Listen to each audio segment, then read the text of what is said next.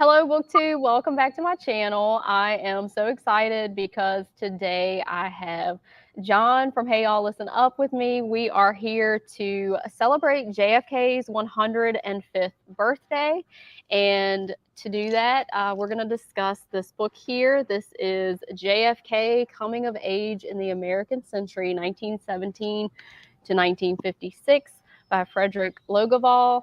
And this is the first part of a two-part biography that gentleman is doing on JFK. And he's a Pulitzer Prize winning historian. He's also a professor at Harvard. So very appropriate, I think, that he would tackle the subject of John F. Kennedy. So welcome to my channel, John.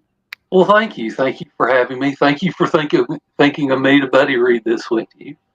Well, that was quite a surprise that I got in the mail one day.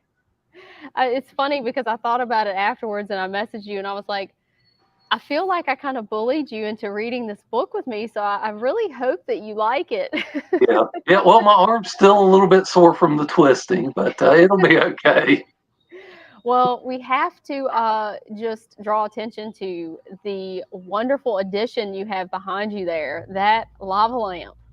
Yeah. I got that in Roswell, New Mexico, and I've been teasing you about it for a month now. I love it. It is so bright. It actually now it kind of makes the other one look, a little subpar because it's like so phenomenal. Yeah, well, the other one, the light's not quite as bright. Well, it's just bigger too. So, and the light bulb in this one's the old style incandescent. So it's, I think, a 40-watt bulb. And I know the other one is a newer style. So it's probably, I think it's got a reflector behind it, so it's more focused. But I know it's lower wattage, but here again, it's smaller. But I think it shows up, when it's bright without overpowering the other one, because unfortunately the other one that I had was too bright. You couldn't see the lava in it, and it overpowered the bigger red one. So I will say the older style one, you can see the lava really good. Like it's really, nice. All right. Well, just I guess to start us off, John, what were your overall impressions of the book?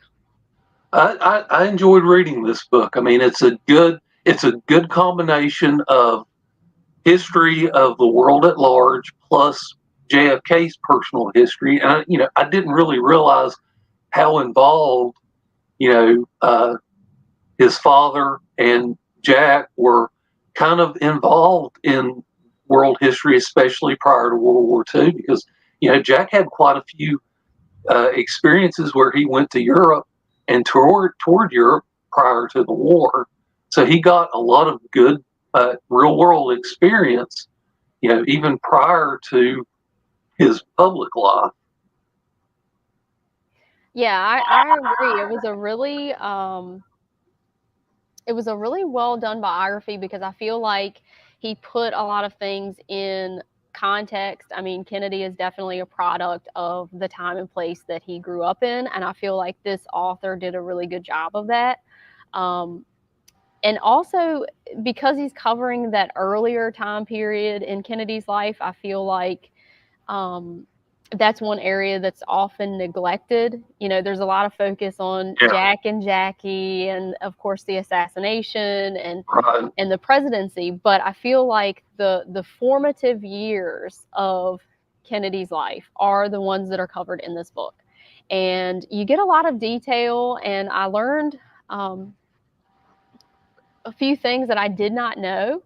And I've read a good bit about Kennedy, so it was really nice to come across some things that I'd never heard, or to have some misconceptions kind of cleared up in this book as well, and to know that it's coming from, obviously an authority, a history authority. You can trust it. So you would say this is a good first biography for someone who's unfamiliar with Kennedy? Definitely. Would you say that? Yeah, because I would think the same too. Because looking through the notes, you can tell how well researched this book is, and it's well written too. It's long, but it moves along. I know it was funny. I was telling my husband, I'm on page, 300 and something, and I'm only up to, Kennedy's teen years. I just made that up, but it was something like that. And he's like, oh my gosh, like, are you learning about his every pimple? But, it was really well done. And like I said, I think that's the formative time in Kennedy's life. Got a few people popping in. Hello, Tom. Good to see you. Yeah, hi, Cool Gamer, and hi, Tom. It's good for y'all to join us. And the subtitle of this book, Coming of Age in the American Century. I really liked that because I feel like the book was a good kind of parallel story about Kennedy's coming of age, but also the coming of age of America as this Right. world power. So I really liked how he kind of seamlessly was able to do that. Yeah. Well, I mean, the author did list three themes in the book, and the very first one is that it's his theory that Jack's coming of age kind of mirrors America's coming of age. And, here again, I think it's accurate that, prior, especially to World War One, America was kind of the backwater of the Western world, whereas Europe dominated. And here you see America come into dominance in this time period. Yeah, for sure. And Mark said he's asking about the comparison to the Kennedy book that we read. So we actually read Elusive Hero by Chris Matthews, and I will say, Mark, this book was much better. And a lot of that, I think, has to do with the fact that the one we read did have a good bit of hero worship in it. I mean, there was definitely a good bit of bias there. And of course, Chris Matthews being a, you know, Democratic political figure, it's obvious that Kennedy was one of his heroes, and that's reflected in the writing. Whereas with this, it's a little bit more of an academic look at Kennedy. And Cape Cotter said, "Great point, John. It's hard to look back and think the U.S. wasn't always a superpower." It's funny because in the book he actually mentions that as we look at these major historic milestones, it's easy to fall into that trap of these things were inevitable. It was inevitable that FDR would run for president again in 1944 in our minds, but at the time it wasn't. So it was kind of cool to get the real time look at what was going on there. So I guess we'll start with Kennedy's childhood. So when you read through that part, what did you make of his childhood? Well, I mean, he certainly came from a position of privilege. His father had amassed quite a fortune by the time that Jack came along, and he had just a ton of advantages that normal people don't. And Jack maybe didn't always take advantage of those, but when it mattered, he did. And here again, when it mattered to Jack, he would put the hard work into capitalizing on those advantages. One thing that struck me was that Jack did have an older brother, Joe Jr., and the parents, and especially Joe Sr., kind of favored those two. But like they would have dinners where they would, talk about the issues of the day and just other kind of academic issues, and just have a true debate about them as well. So you can kind of see how Jack kind of formed intellectually during those years. Yeah, for sure. I was really intrigued by the dinner time conversations as well, John, because it for guests it was really awkward and kind of uncomfortable. Right. And the Kennedy, whether it was Joe Sr. or Rose, they typically had a list of prepared questions or prepared topics that they would essentially quiz the children on. And guests were not necessarily expected to participate. So sometimes when they did interject, their opinion or maybe a rebuttal to something, it could lead to some awkwardness Right. at the dinner And table. especially if a guest like tried to take a side, Yeah, yeah. because they'd get quickly told that taking sides wasn't necessarily allowed. That was really interesting to me. You know, one thing I wrote down, I just jotted this down, the business of being a Kennedy. Because I feel like even with Rose, she's the mother, but she's got an index card system on her children. I mean, she's keeping index cards of their height, their weight, any illnesses they have, things that they've done in school. And I thought that was very interesting, but it kind of lines up with how Joe Sr. is, in his investments, not just, economic investments, but his investment in his children. Right. So Rose had an investment there as well. But what I thought was really interesting, because, I kind of had this preconception of Rose that she was kind of detached and very, systematic, which the index card thing lines up with that. But what I didn't realize was that was a system that was discussed by like major psychologists and child development circles of the era. They talked about this particular style of child rearing and how it was very popular at the time. So it's not Right. like Rose was necessarily doing anything that was unique or odd with that, but she kind of gets a bad rap, I feel like.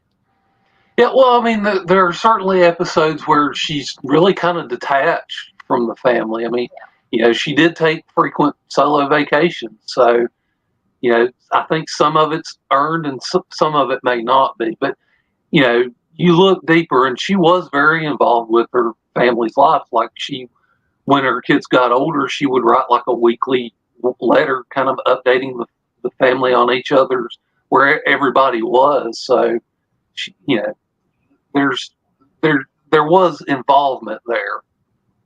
Yeah, and I do feel like her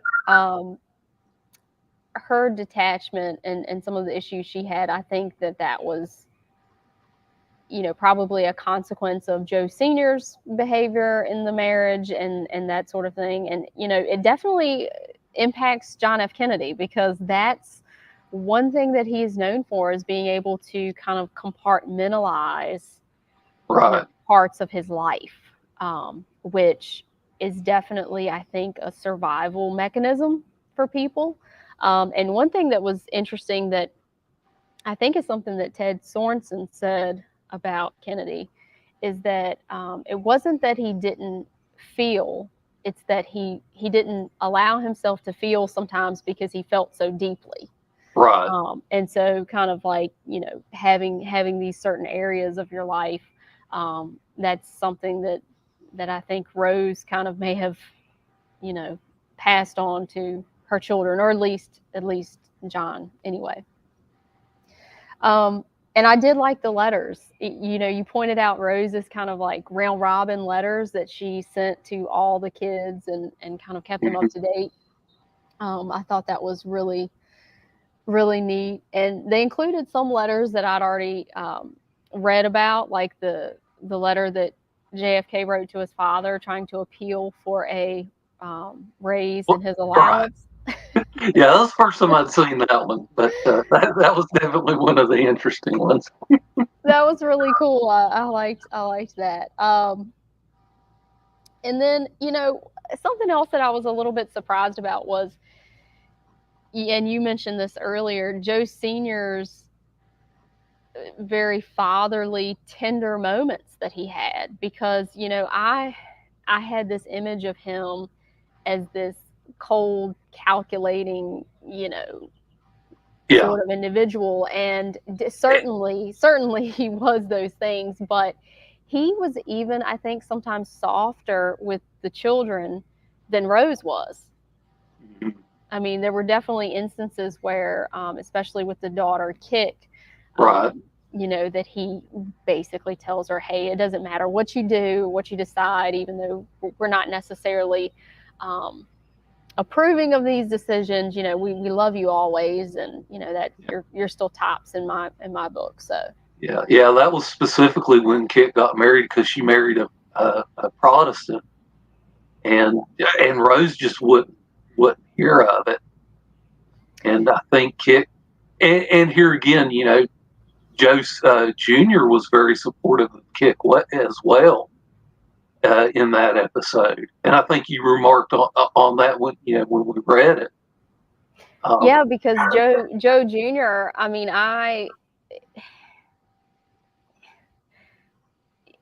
he's an interesting character, because in certain ways, he just tries to be kind of a carbon copy of his father. Right. And he just kind of mimics his father's ideas and thoughts and that sort of thing.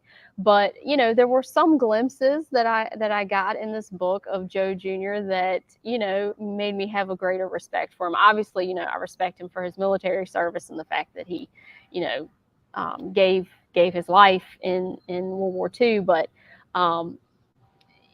he's very slow to change his mind or admit that he's wrong. So it was very interesting to see him kind of, go out on a limb to support his siblings. So that was very endearing for me.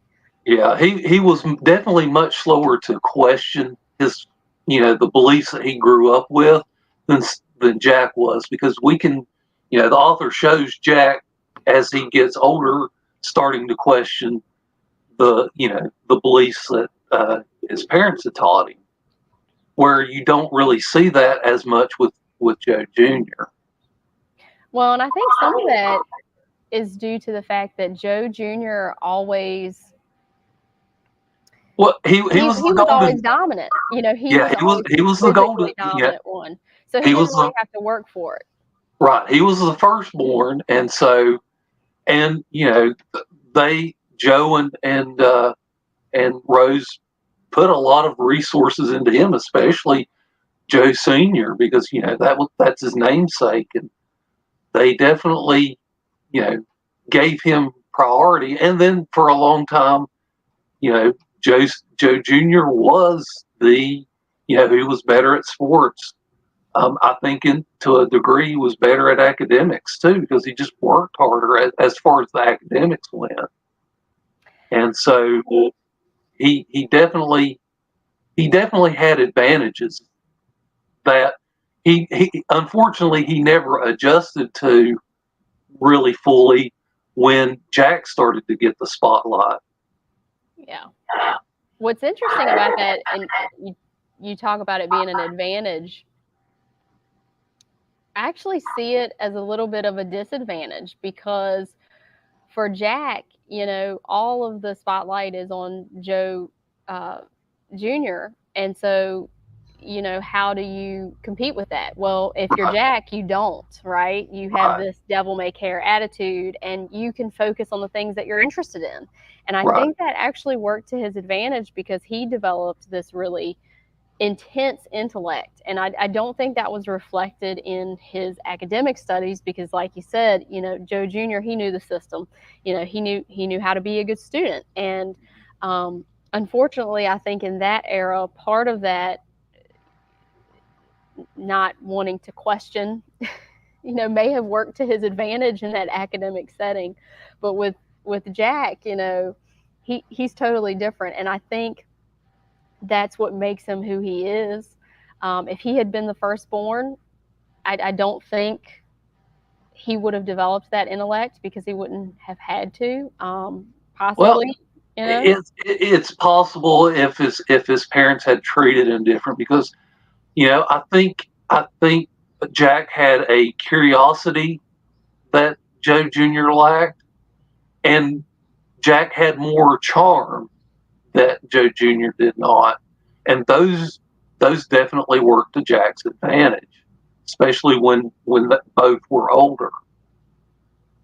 For sure. What did you learn about John F. Kennedy through his friendships, because it does talk a good bit in the book about all these different people that he's friends with from his boarding school days and then from his college days. What did you think about that? Yeah, well, that was, I mean, I learned a lot. It would be hard to kind of summarize. And it's weird because, he could be very loyal to his friends, but at the end of the book, when, he gets, what is it, elected senator, he doesn't necessarily show the same loyalty to those friends, when he's setting up his staff. So, but like, I did find his friendship with Lynn Billings.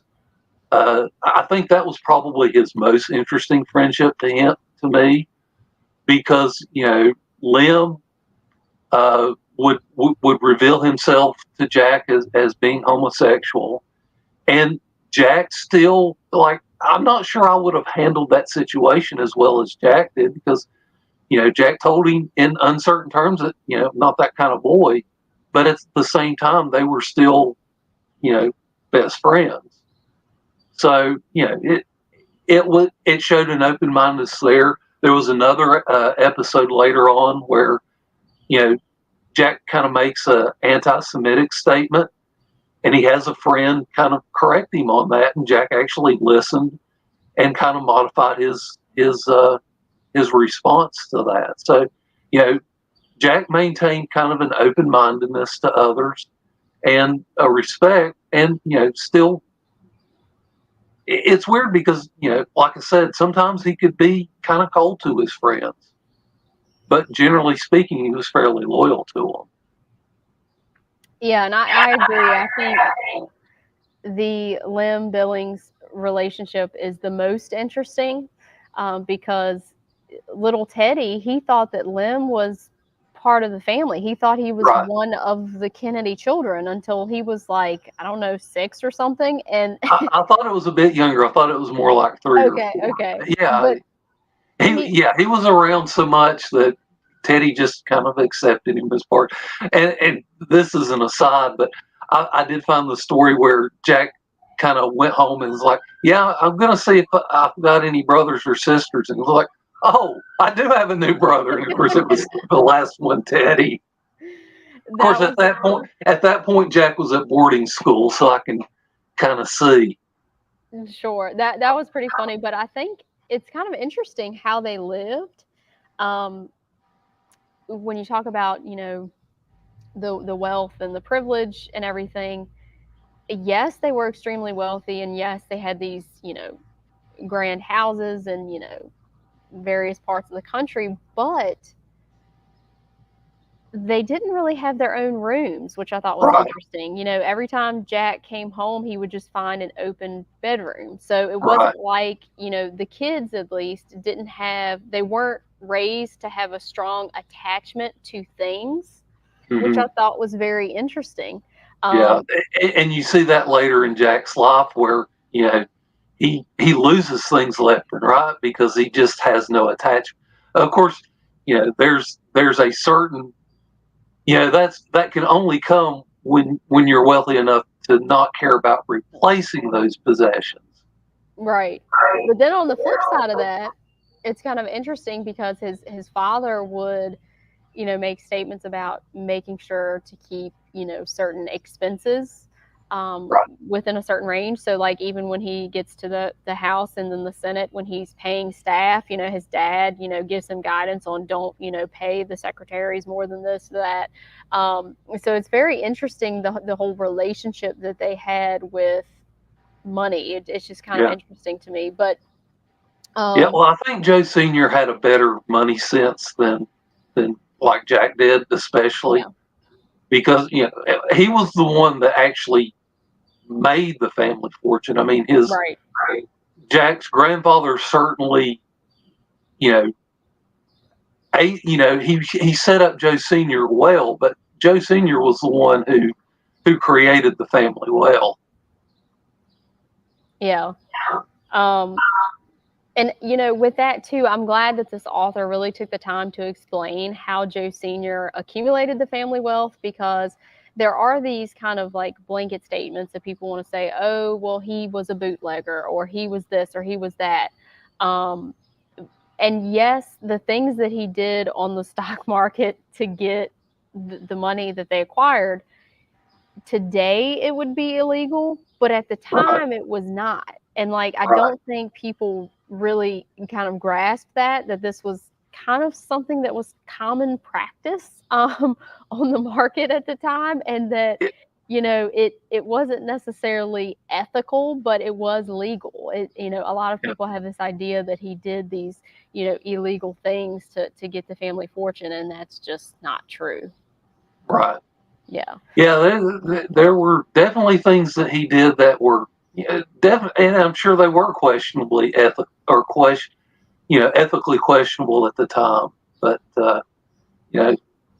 there's a difference between what's ethical and what's legal, and it was at the time it was legal. So yeah, and it's funny because one of the posts that Joe Sr. gets under the FDR administration is the head of the SEC.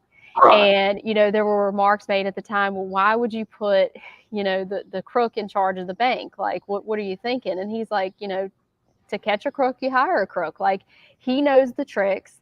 Now that we've set up a system, we have rules and guidelines in place, who would be better to, find out those things. So I thought that was really interesting. Stephen Corey said, if JFK had lived and stayed in office, do you think he would have introduced a fundamental change to America? That's a good question, and unfortunately, it's far too speculative to give a good answer on, because it is, and especially the specific question he asked from fossil fuel to electric vehicles. There was one quote that Kennedy quoted in one of his papers, like the difference between politicians and intellectuals, and he quoted the comment that like the majority is rarely right, but occasionally it's right. So who knows? Because here again, the politician has to kind of follow the will of the people, whereas the intellectual can state alternative ideas and isn't held to the will of the people. Of course, intellectuals aren't necessarily held to real world considerations either. He also said that LBJ basically pushed through JFK's programs. Yeah, that's true. And Johnson, he really kind of capitalized on Kennedy's assassination in order to do a lot of that. And of course, Johnson had a lot of very powerful connections. Being Speaker of the House for a long time, he had a lot of connections and people he could go to make kind of those backroom deals to get legislation through, which was definitely helpful. And here again, we should mention that JFK was a big driver of the civil rights movement as well, which fundamentally changed how Americans treated blacks in this country. Because I think that whole time period, and I think that's one reason I'm fascinated by John F. Kennedy, because I think that time period is such a transitional period for American history. And, I do feel like some of the initiatives and some of the things that he started did fundamentally change America. I mean, we got to the moon, and because of, NASA, we have cell phone technology and GPS satellites and all of these things that we have. And, if Kennedy had not really, advocated for those things, would they have happened? I don't know. Maybe it's possible they would have happened anyway, but just interesting to think about. I guess, yeah, the thing about the friendships that you pointed out with his loyalty was really interesting, because I guess that's why the Lynn Billings relationship intrigued me so much, because he was so loyal in that particular instance. But then, we all know about the cases where he is so disloyal. I mean, of course, his marriage to Jackie is like the ultimate example of that. And again, I think that goes back to his ability to compartmentalize these things. And in the moment, I think he may have genuinely, felt things for people or made promises that maybe in the moment he intended to keep, but then later on just didn't. And not to get, I don't want to get too in depth with his health issues, but he did suffer from Addison's disease. And one thing that people may or may not be aware of is that can impact mood and everything else because it impacts your hormones. So, not to just excuse all of his, bad behavior because of health concerns, but I do think it's worth noting because I don't think a lot of people know a lot about Addison's disease, and the connection to Jane Austen is actually that she died of Addison's disease at the age of 41. And I didn't know, that was completely new information for me. I didn't know about that at all. And of course, Jack Kennedy, in the mid 20th century, there were, things that they could do to help him survive that. But yeah, I do think it's worth noting that, some of his behaviors and maybe bits of his personality were kind of, shaped by the fact that he was a sick person. Right. Well, he didn't exactly have the best example with his father either, because his father, Jack copied a lot of his behaviors that his father did, and even Jackie, her father, Jackie accepted Jack's behavior because her father had behaved the same way. Yeah, that was really interesting to me too, because Jackie could have married someone else with just as much money as John F. Kennedy, but that was more stable and more loyal. But she chose him, and I do think it is related to that relationship that she saw with her father. She adored her father, and he was a man about town. That's who he was. Yeah, well, and her mother as well seemed to be kind of a cold individual, as well. So, she was just more drawn to even though the father was probably more unstable. But definitely, the funner of the two individuals.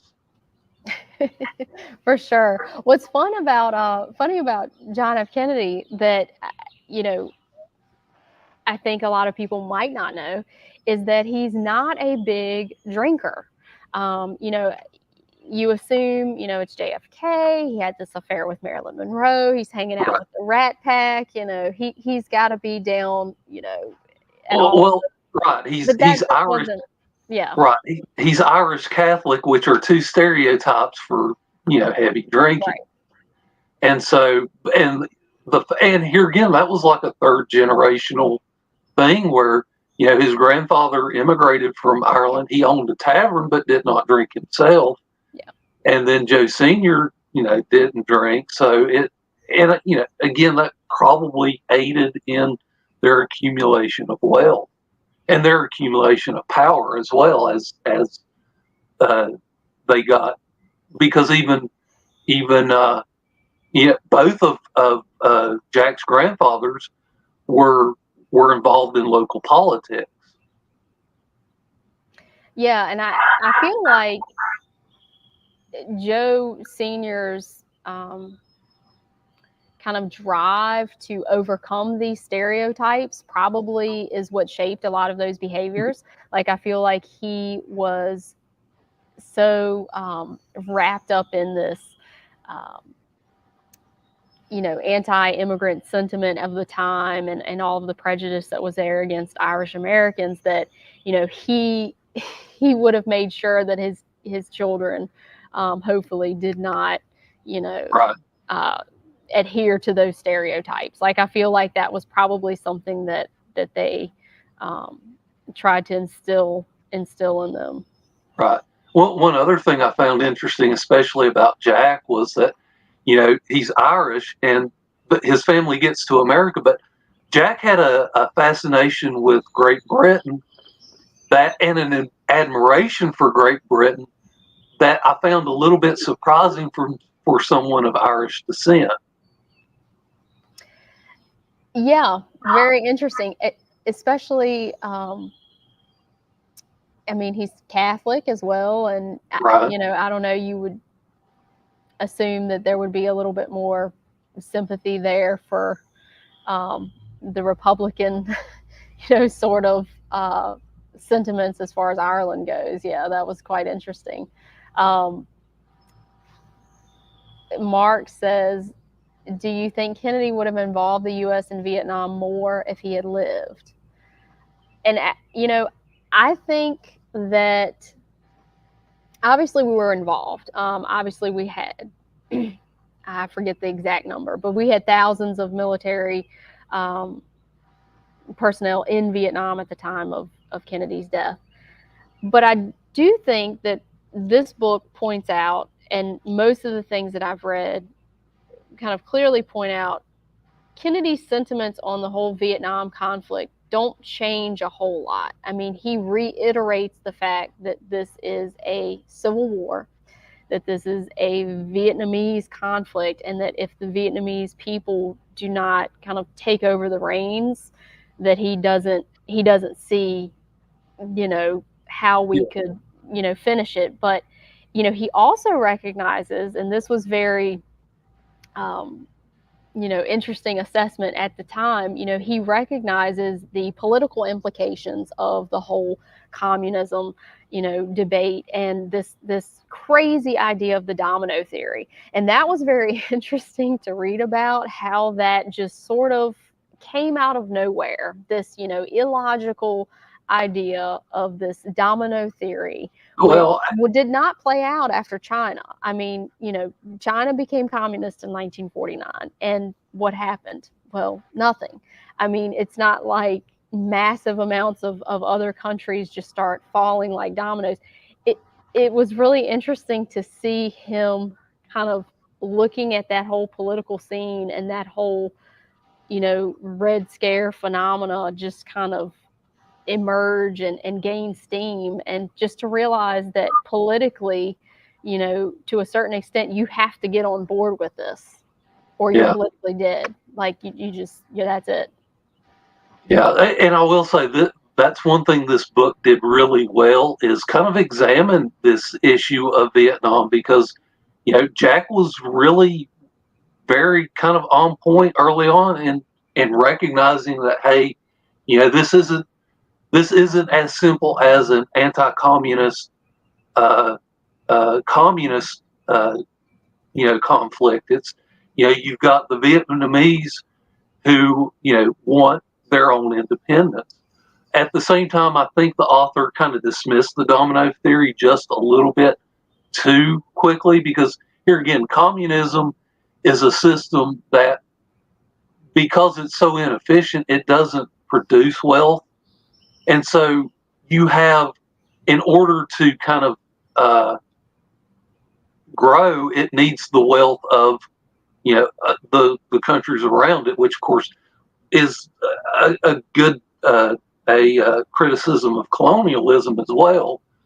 But here again, we did actually see Vietnam fall to communism after the U.S. involvement ended, but it never really truly spread that much after that. So right. The author probably dismissed the domino theory a little bit too quickly. But here again, you also have the kind of political sentiment of people back home that, they wanted their government to be tough on communism. Right.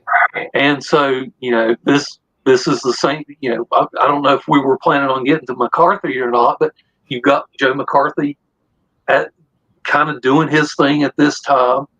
You've got the Eisenhower administration, who kind of ran on an anti-communism program, and you've got the Democrats who are getting criticized because they're too soft on communism. And so you've got a lot of factors at play that, how they would have balanced out it's kind of hard to say had Jack stayed in office. Yeah, it's kind of hard to say, but it's kind of crazy for us to look back and see these ideas bubbling up when we, like, okay, Vietnam is a country that most people in the United States had not heard of before.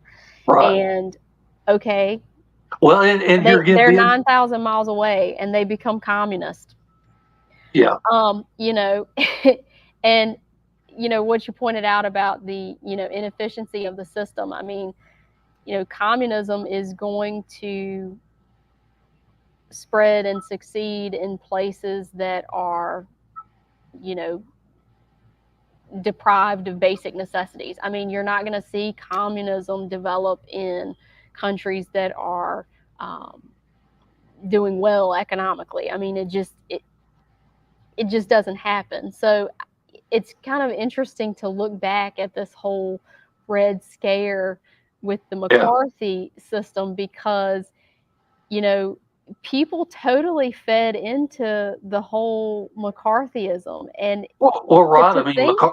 To think that this guy was able to create such a panic among our leaders that they were unwilling to stand up to him when he made these baseless accusations against people that could ruin their careers and could ruin their lives, with no evidence whatsoever. It's crazy. And John F. Kennedy, I mean, his family had that personal connection to McCarthy. They were friendly with McCarthy. Right. And while, John wasn't as friendly with McCarthy as, Bobby was a little bit more connected to him, and of course Joe Sr. But, he even knew that to go up against McCarthy would be political suicide. McCarthy was incredibly popular there for a time. Yes. And, it was, and, there's the book provides examples of people who went against McCarthy and, got sacrificed to the political machine because of it. Yeah. That was interesting because Jack was able to, and my husband laughs every time I call John F. Kennedy Jack. He's like, "What, do you know the man?" I feel like I do, but the book referred to him as Jack pretty much the whole way through, and that was just, I wrote all my notes and called him Jack just as a shorthand because that's okay. Good. So it's not just now, me. So. And here again, I don't necessarily know if I would have done that had not the author done it, but it's just It was such a common nickname for him. It was, and it fits. I think it fits his personality. But he was really able to navigate that whole McCarthy scene really well, and it actually worked out that he had that back surgery at the time that they were going to vote on McCarthy's censure, and so he's not present for that vote. And obviously, I don't think the man planned it because that was a very extreme surgery.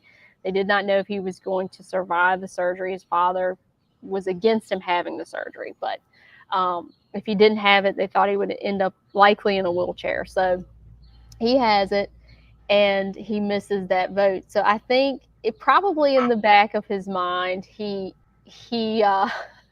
was thankful for the timing of that whole incident because he really kind of dodged the whole issue and continued to dodge it.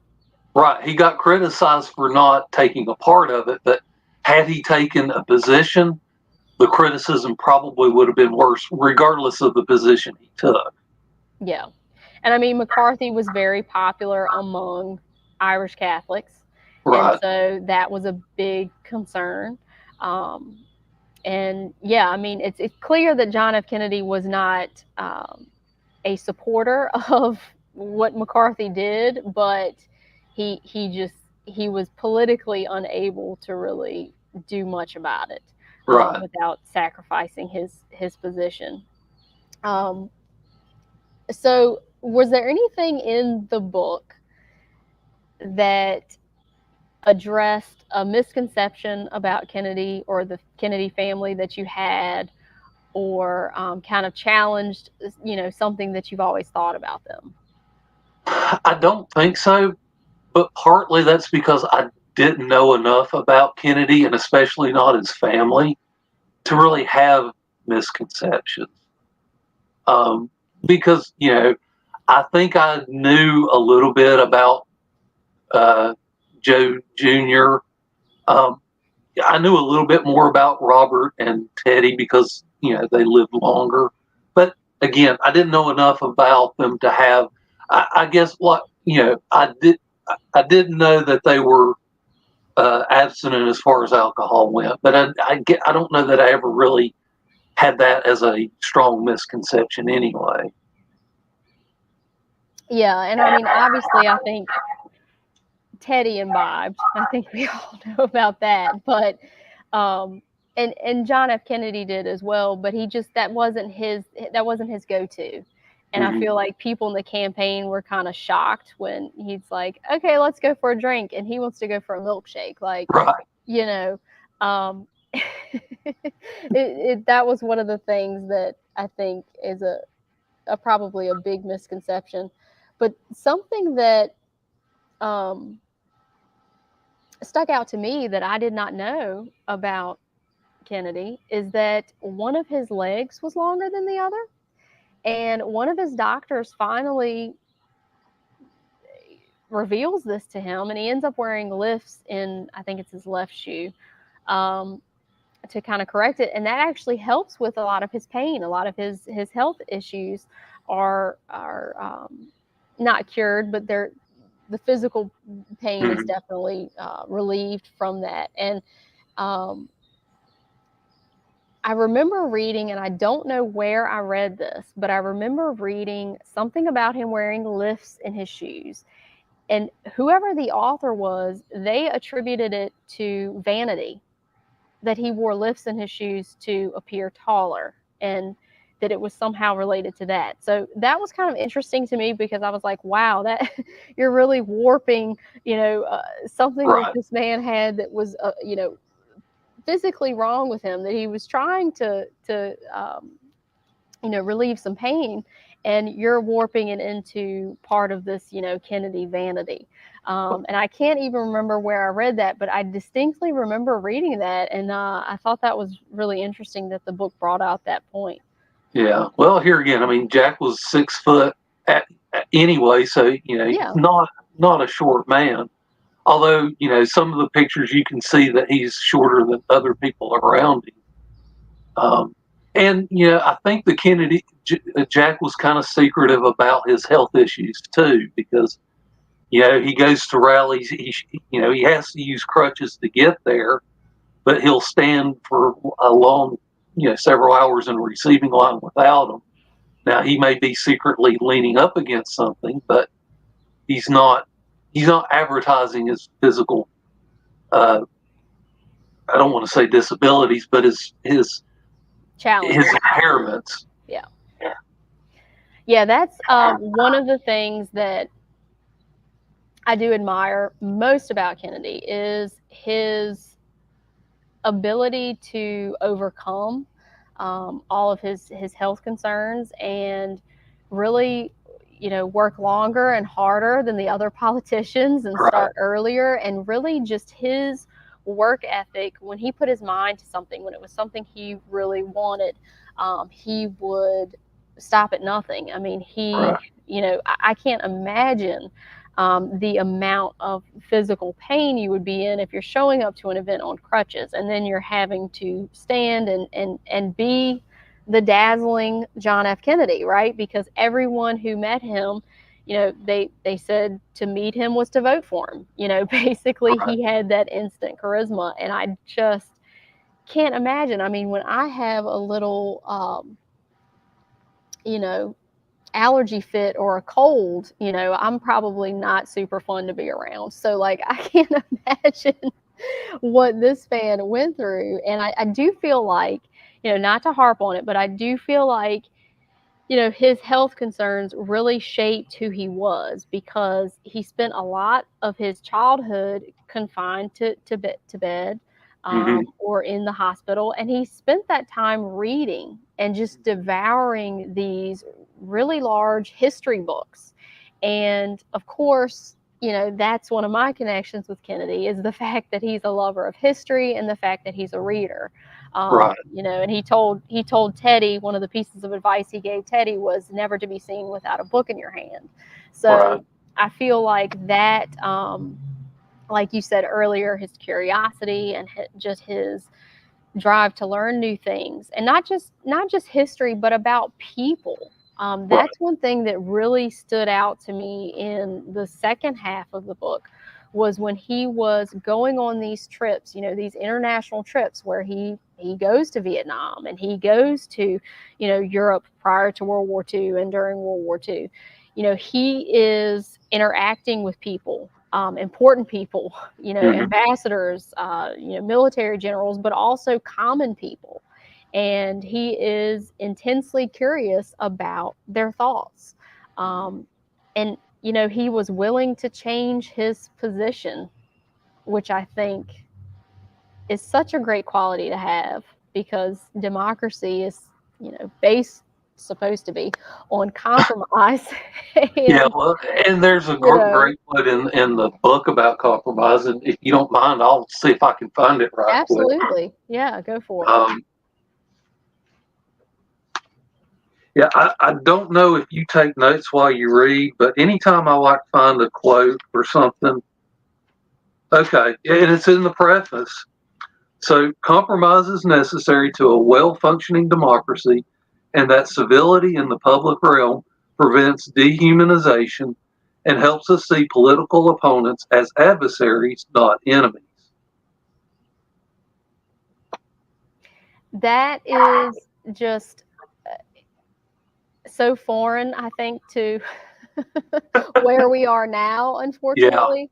And I think that's one reason why, the last few years I've just really enjoyed reading Kennedy's political writings, just because it harkens back to that era. And he was really kind of self-reflective on that aspect of his personality. And he said, I don't really know if that makes me a good politician or not, because sometimes when my adversary starts talking about their position, I think, wow, yeah, maybe I ought to, that's yeah, a really good position to have. So um yeah. Well, and Kennedy had friendships across the aisle because McCarthy was a Republican, and that was a family friend. He was, he got along fairly well with Nixon when they're both congressmen in their first term. Yeah, that's a really interesting relationship. And Nixon is another president that I kind of enjoy reading about, because he has his issues, but he is a self-made person, and I do think that part of him is what kind of drives his, paranoia and this kind of idea that people are out to get him, or he's not going to get his just due. I think it goes back to that. But, him being a self-made man, I can really admire that. But it was interesting to see that relationship. And Kennedy talked about Richard Nixon being one of the most intelligent people in the room. Right. Cape Cotter said, if JFK hadn't dealt with his health issues, do you think he still would have pushed the same domestic agenda, especially Medicare, Medicaid? Um, you know, was that Johnson? Did Johnson push that through, the The, Medicaid? the book never really discussed JFK's position on like public health. Um, so I don't know enough about the one weakness I think of this book is that it doesn't really discuss JFK's political views all that much. It mentions us from time to time, but it doesn't go into any great detail, with the possible exception. Because, well, and JFK was more of a foreign policy uh, kind of person than he was domestic issues as well. It does talk about his civil rights position, but that's really about it as far as domestic policies went. Yeah, that's what I thought, Kevin. I was pretty sure that was went through under LBJ. Yeah, I don't know. I haven't looked into a lot of Kennedy's writings or any speeches or anything that he gave specific to the plan for Medicare and Medicaid. I want to say that those domestic policies were more related to some writings that were coming out in the time period about poverty. I don't know that the Medicare Medicaid was really a reflection of his personal health struggles. I do feel like that was more of a reaction to some reports that were coming out about poverty in Appalachia and all these sort of things that were coming out in that era. I feel like that whole especially with LBJ and beyond, and I feel like that was more related to that. But John's right in that this book really talks a lot more about the international political scene as far as Kennedy's concerned. That really was what interested him the most. And I think that was one of the reasons why he didn't really like being in the House of Representatives that much, because he realized that the real, place that you could have an impact internationally was the Senate. And yeah, that was very interesting to see once he got into politics, kind of what he thought. What he thought of that role. I don't remember Jack ever taking a tour of the U.S. like he did of Europe or the rest of the world. He would vacation in different spots, vacation in California and Florida and other places frequently, but I don't think the book ever described him taking like a real tour of the U.S. Certainly not like he did of the rest of the world. He definitely didn't take a tour of the U.S. like you did, John. Yeah. I'd say you're ready to run for office now, just throwing that out there. Well, I don't know, because all of the behind the scenes politicking that the Kennedys did, and I mean, clearly between this book and Sorensen's book, like those are textbooks on how to run a campaign, especially Sorensen's book, because Sorensen helped with his vice presidential nod, and then when he ran for president, he was really involved in that. And then this book shows how Kennedy ran the his congressional campaigns and his Senate campaign as well. So, and Kennedy put in a ton of work, and he got his family involved. His family put in a ton of work to get. And I found it interesting that Robert Kennedy I don't know if he was volunteered or paid, but he worked for the Adlai Stevenson campaign in '56 and was taking notes on how to run a campaign. Or how not to run a campaign. Right. What was really interesting, they talked about, and I can't remember if it was his campaign for the House or for the Senate, but they talked about, him using a ton of volunteers because, of course, with his good looks and charm, you had all of these young women showing up, ready to type things for the campaign or do whatever. So they would send like personal invitations, personal thank you notes, and they would have them hand delivered to people. They did the tea parties where, the whole Kennedy family and particularly the sisters and Rose were involved, which was really interesting to have these, campaign events where average people were, the guests. And they had these, groups like, Teachers for Kennedy and all of these things. And he was utilizing television and media in a way that really hadn't been done before. So, a lot of these things that we kind of take for granted are just part of campaigning, really were spearheaded, I think, by Kennedy. I mean, he kind of started some of that stuff.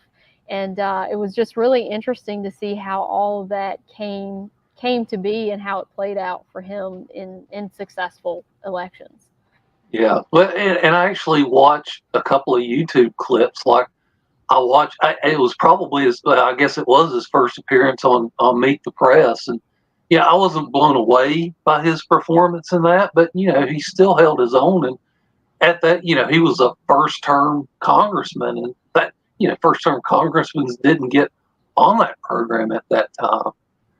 And what's interesting about that, you mentioned how he wasn't, spectacular. No, he really was not at ease public speaking to begin with. He was better one-on-one and with groups of friends, but when he got in front of a group of people, it was a little bit much for him. So he practiced. He went to teachers. He went to people who specifically, worked with people who were in television, and he sought out all of that help. Yeah. And I think he worked a lot with his dad and also with one of his sisters, Eunice, practicing a lot of his speeches and getting, pointers and tidbits and those sorts of things. So that was something that he really worked at. I think that might be another misconception that this book kind of clarifies, because I think people had this idea that he was just a natural, right? He just turned on the camera and he was a natural like me and you, John. Turn the camera on and we're good to go. But no, he really worked at it, and I think that's really one of the things that comes into play, of course, in that 1960 election with Nixon. Nixon is not comfortable. He doesn't use the makeup. He's just off. And Kennedy is on point, but it's because he has done the homework. Yeah. Well, I mean, I could tell it. The other clip that I watched was his concession speech in the 56 vice president nomination race. And yeah, I could tell a difference between his Meet the Press appearance and that, even though that one's much shorter.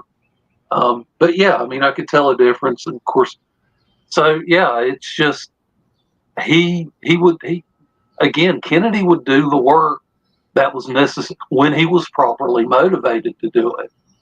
He had to have the motivation, but once he was motivated, he put in the work. Absolutely. What, I guess, which Kennedy, other than John F. Kennedy, is your favorite, based on what you already know or this book? Okay. Because I didn't really know anything about Kik prior to reading this book, and I kind of admire the relationship that Jack had with Kik, because they not only were they brother sister, they almost were best friends as well. So it was just those two just got along so well. I mean, was Kik the next oldest? I don't remember. I don't remember either. I think she may have been the next closest to JFK in age, and that may have been one reason why they were so close too. Yeah. But I do think you're right. They were kind of kindred spirits. I saw a lot of Jack in Kik, or vice versa. Yeah. Yeah. So how about you? Well, Cape Codder says Bobby.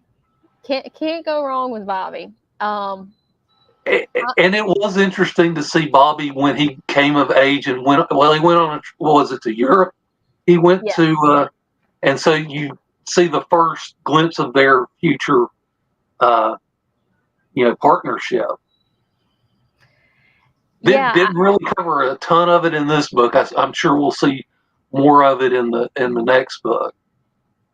And Mark said, "Do any of his successors to the presidency come close in your admiration?" I'm gonna have to say no, Mark. I'm sorry. I would say No. Reagan, but I remember Reagan as president when I was a kid, so I'm not entirely sure that I view his presidency clearly. I'm sure I've got some rose-colored glasses with his presidency, but certainly no one after Reagan do I view with any real admiration.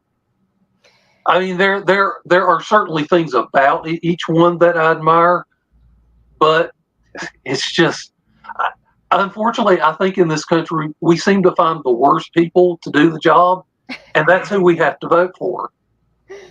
Yeah, it's the pickings are slim, as they say. Favorite Kennedy, I'm going to throw a couple different names out there. I mean, obviously, I love Bobby because I think he's got, fire and intellect, and he's willing to do whatever it takes for the family. And I think he may, if he had lived, I think he may have been a better president, maybe, Interesting. than John F. Kennedy. Because if you look back at, pivotal moments in John F. Kennedy's presidency, who's there, who's at the center?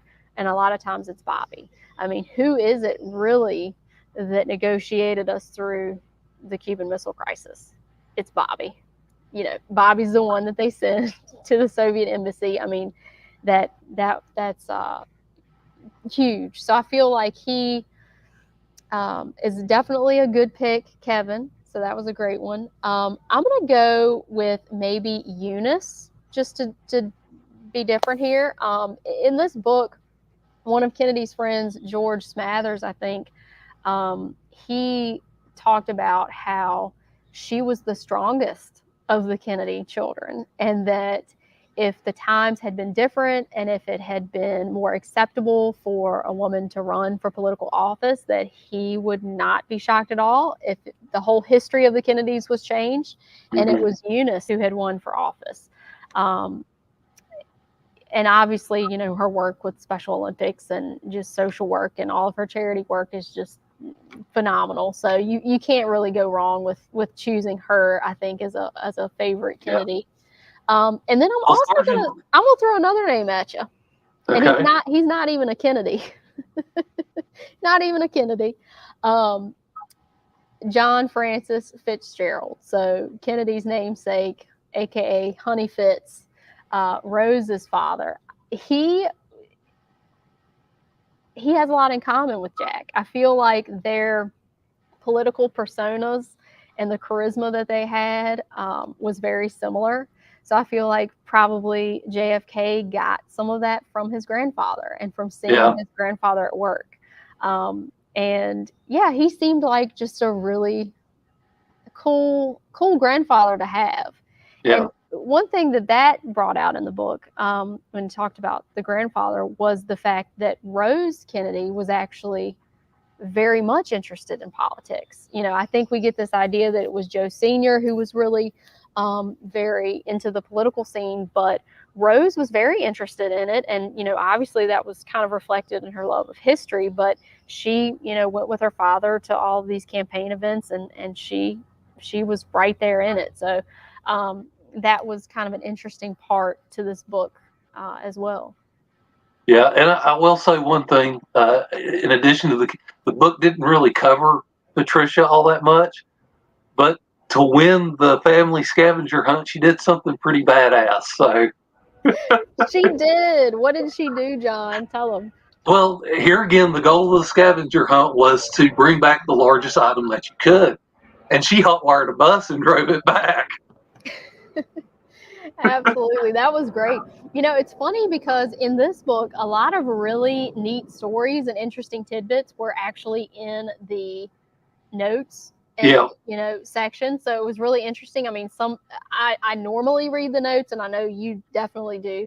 But, it was interesting because some books, the notes are not, right. But this was you must read the notes. If you read this book, you must read definitely read the notes if you read this book, because there are definitely some interesting stories in them. Yeah.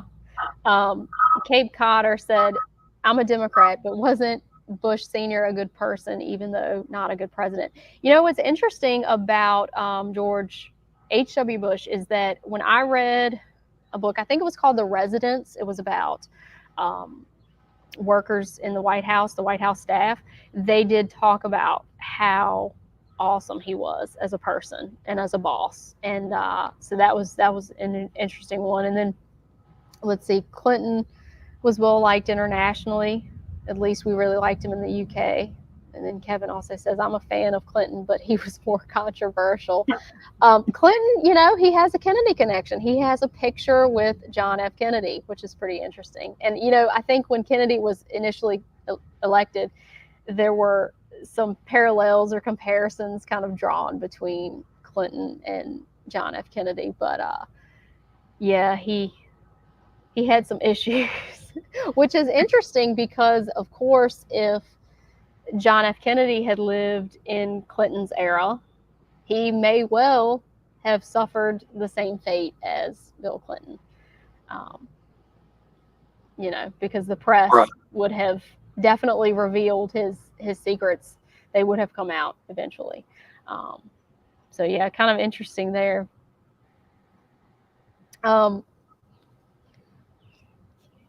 I guess that's about it. We've kind of covered everything that I have written down. John, is there anything else that you found in the book, or any cool quotes or anything that you wanted to share? No, I think we pretty well covered what I had planned on covering. So. And one thing that the book brought out as far as the World War II stuff, because that was a really big part of the book, and he did a great job of guiding us through that, was that at the Potsdam Conference, we had the 33rd, the 34th, and the 35th president there. Mm-hmm. And of course, Kennedy was just there as a news correspondent. You know, he was just serving as a journalist, but still he was there. And it's so weird. It's just one of those coincidental things in history that's just kind of neat, neat to look back at. Yeah, and I'm guessing that was the first time he met Eisenhower, wasn't it? Because he briefly met Eisenhower there? So yeah, he was really there. Well, he's there as a guest of what, the Secretary of the, or Undersecretary of the Navy, I think. So, Forstall. Yep. Yeah. So yeah, definitely one of those kind of interesting points of history where you get different assemblies of people in the same place. Stephen Corey said, would you say JFK was the last time the political pendulum rested in the middle? Again, I don't know enough about his presidency to say one way. I don't know that it's ever rested in the middle, because it's always swinging back and forth. Yeah. Although, you know, we had a long period where it was Republican dominated, followed by a long period where it was Democratic dominated, and it seems like it swings back and forth a lot more quickly now. But yeah, that's definitely hard to say. Things are definitely more polarized now, for sure. And, you know, a lot of Kennedy's views would be considered kind of conservative now. You know, the political landscape has changed so much. It's kind of hard to, you know, Stephen's coming out with these really tough questions. It's really kind of hard to speculate on that, but yeah. So, John, here's the big question. Okay. Whenever part 2 comes out, are you game? I'm game for a buddy read of part 2, yeah. Okay. It could be 2 years from now. I have no idea when it's coming out. I looked and I could not find a release date for it. So, yeah, well, we waited 2 years for this one, so.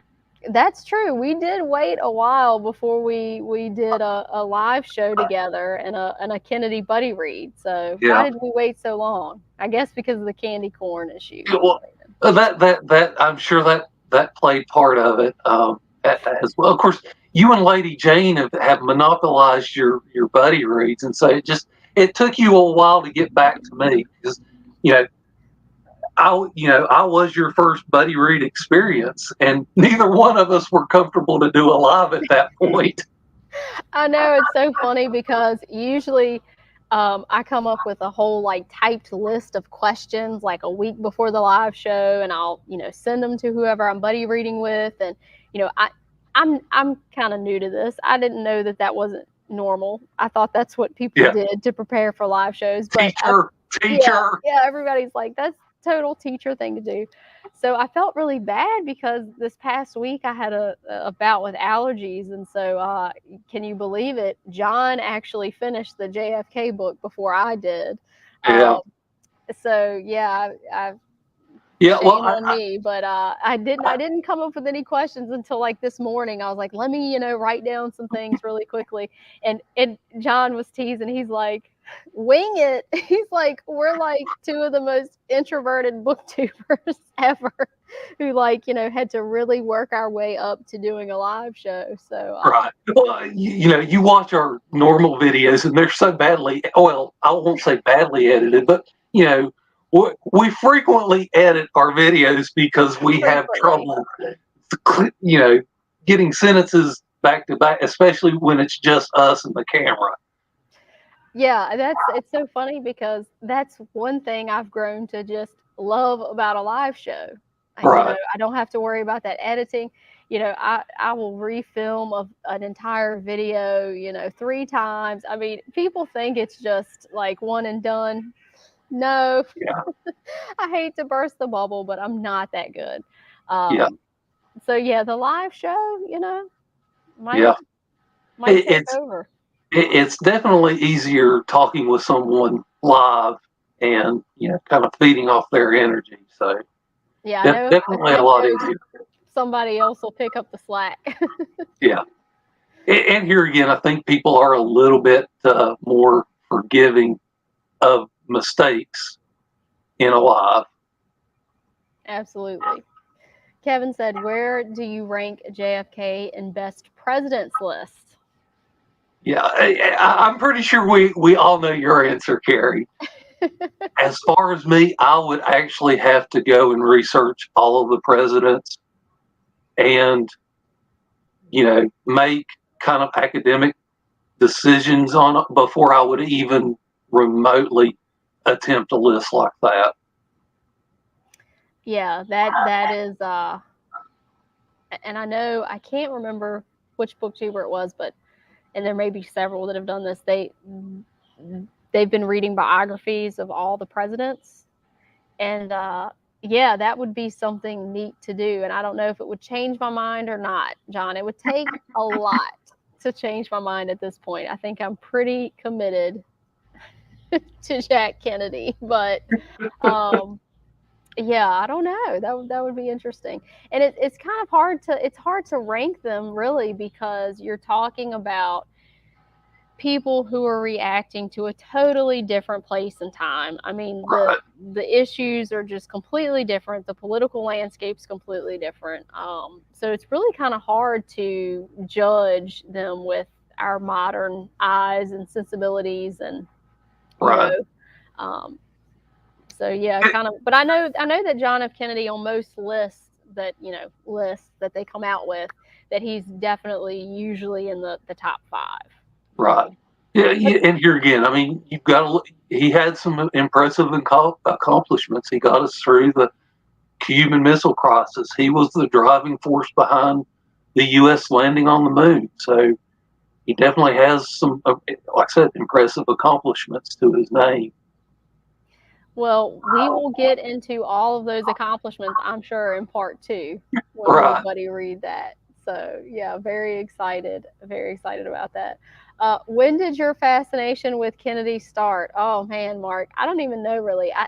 When I was in high school, I was fascinated by the 1960s, just like the music, the fashion, the era, just everything about the 60s and the 50s as well.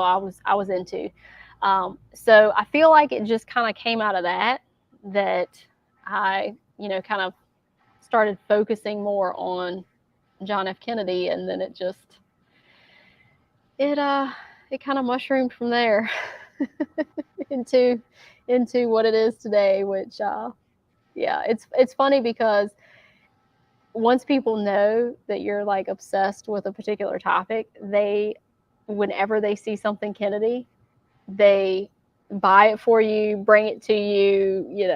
And one of my teacher friends, she's moving classrooms. She's at a different school than me, but they were cleaning out a closet. She told the teacher he needed to clean out the closet for her, and they found some old Richmond Times dispatch of the Kennedy assassination. And she said he would not give them to me. I begged and begged. She said, I was literally about to, go to fisticuffs with this other teacher over these JFK newspapers for you. And I was like, it's fine. I already have those. Please don't create some sort of workplace weird dynamic over the Kennedy papers. But it's kind of fun that people do those things for you. But yeah. Well, anytime I see Kennedy now, I think of you. So, see, I mean, me and Kennedy, we're linked forevermore in people's minds. I don't know if that's good or bad. Yeah. But now, here's the question I have for you: when am I going to talk you into Buddy reading a Piers Anthony novel with me? Let's see. You know what? I think in July, I only have one other buddy read going on. Okay. So. Well, I'm going to start a new series in August called Bio of a Space Tyrant. So, a leadership theme. So, in fact, it's this book right here, Refugee. So check trigger warnings because there are trigger warnings for it. But and have you ever read that series before? This is one of the series I have not read, so I can't. There's a Piers Anthony series you have not read. I cannot believe that, John. Here's a second one I've not read. That's Isle of Woman, right? Yeah. So here's a second series I've not read. Now, if you want to wait until a series that I have read, I would advise doing The Incarnations of Immortality. I think that's probably Anthony's best series overall. This is the first book on a pale horse. Okay. And in this book, a man kills death and takes the job. Nice. So I'm just not sure when I'll get. I'm not sure when I'll get to that series. Okay. Well, I will definitely read one Piers Anthony book. I cannot commit to a full series because there's 45 books in every one of his series. Right? No. That's only Xanth. I'm not going to try to rope you into Xanth. Okay. There's 5 in Bio of a Space Tyrant. And here again, I mean, if you don't like the first book, I'm not going to obligate you to read the next 4. Absolutely. Yeah. There's 8 in the Incarnations of Immortality series. And unfortunately, you probably have trouble getting the 8th book. And here again, the 8th book is, it was written much later, so it's not really part of the main series. Yeah, it's not in the main series like the first 7 are. It's kind of an extra book to begin with. So, gotcha. Well, but I will. At some point, I will start a Spell for Chameleon, and I will reread Xanth. But that's years in the future, because that's a 4-year project if I read one book a month. Oh my gosh, yeah, that's quite a commitment there. That one. All right, John. I think that about wraps up our JFK talk. Did you want to, before we leave, give the viewers a close-up of that new lava lamp? Right. I'm going to have trouble with the way my computer's set up. Let's see if I can just move it. There we go. Well, look at that beauty. Yep. So the green one is my new one. If you're not familiar with my channel, The red and yellow one is the one I've always had. And if you're not familiar with my channel, when Carrie discovered my channel, I was filming my videos without them on because I did turn it on for my very first one, but it takes a good hour or two for them to warm up, and nobody commented on it the very first time I did it. So I was like, it's not worth turning them on. And then Carrie discovers my channel, and very quickly I have to turn them on every video now, because if I don't, she will fuss at me.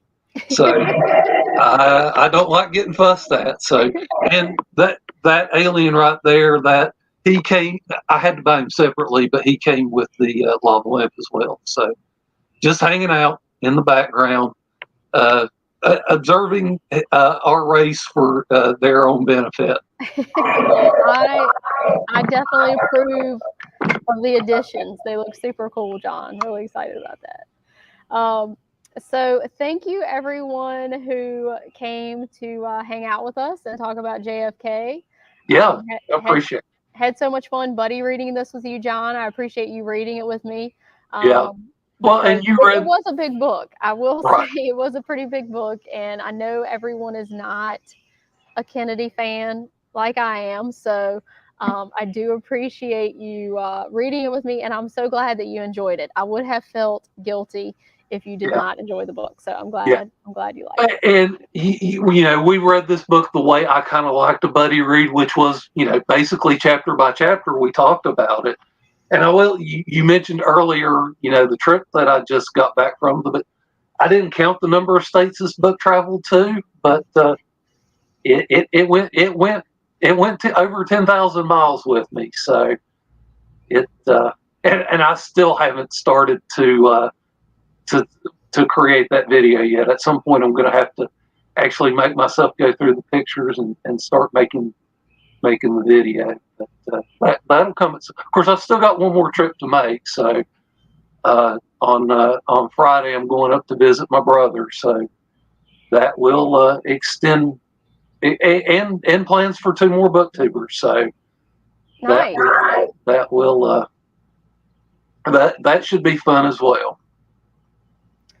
All right. Well, can't wait to see that video, John, whenever that comes out. And yeah, we will, I'm sure, buddy read again soon. Maybe appears Anthony. We'll see. We'll see.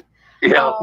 You never know what's going to show up in your mail at some point. So that is true. That is true. You got to watch that return address, Yeah. All right, guys. Well, thank you for stopping in, and we'll see you next time.